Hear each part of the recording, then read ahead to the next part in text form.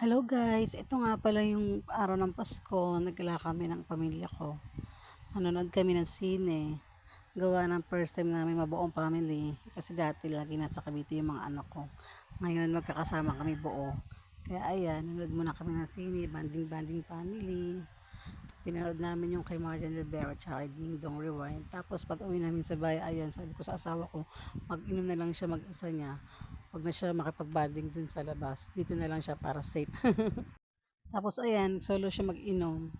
Bumili siya ng mga pulutan niya para kahit paano pamparelax niya ngayong Christmas. Sabi ko sa kanya, ako na lang table mo.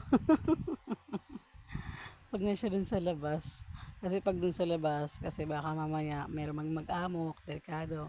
Kaya sabi ko, para safe dito na lang sa loob ng bahay. Tapos ayan, pagkatapos ng Pasko, ayan, pinagawa ko na yung yero namin dito sa may tapat ng pinto. Kasi gawa ng sira-sira. Tapos anday mga basura, tinambakan mga nakatira dito. Tinambakan ng mga basura yung yero namin. Kaya ayan, pinaayos ko sa kaibigan namin. Ayan, pinaayos ko yung yero dito. Ang sarap sana gawin terrace yan. Sa tapat ng bintana sa taas. Kaya sana pag nagkapera ako, papagawa kong terrace yan. Imamanifesting ko yan guys. As ayan. Tapos guys, ito naman yung araw ng New Year. Birthday ng anak ko. Ayan, sabi ko sa anak ko, ayan, mag-blow ka na ng candle kasi birthday mo. Tuwing dispiras kasi ang mga birthday ng mga anak ko. Kaya ayan, sinasabay na namin sa bagong taon. Kaya naghanda ako. Tsaka house blessing ko rin dito sa bahay namin kasi first time namin dito, 1 year na kami dito. First time namin dito mag-celebrate ng New Year, Christmas. Kaya ayan, sabi ko maghahanda ako. As ayan, mag-blow na yung anak ko. Yan, first time namin mabuo ngayong New Year tsaka Christmas. Lahat kami buong pamilya. Sa pakiramdam. Ito yung ganap sa labas. Dito kami sa may family ng asawa ko. Yan. Sa family namin, Bayanaw family. Ayan, dito kami nag-Christmas party. Lahat kami andito, pamilya. Yan. Ayan, ganap. Ayan yung anak ko, yung bunso.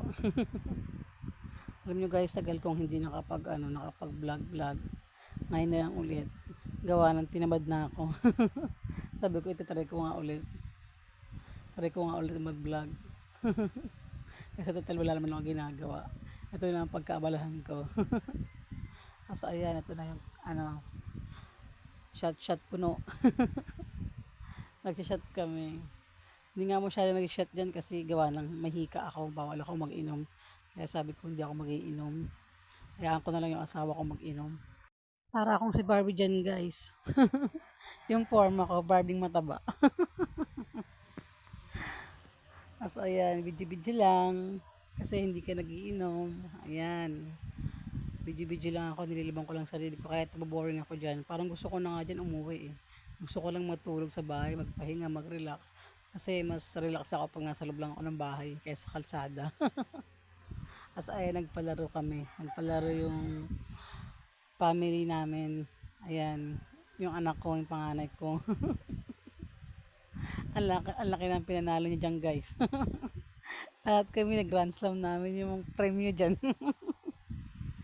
Nagpalaro yung hipag ko. Ang saya namin dyan nung araw ng bagong taon ng New Year. Yan.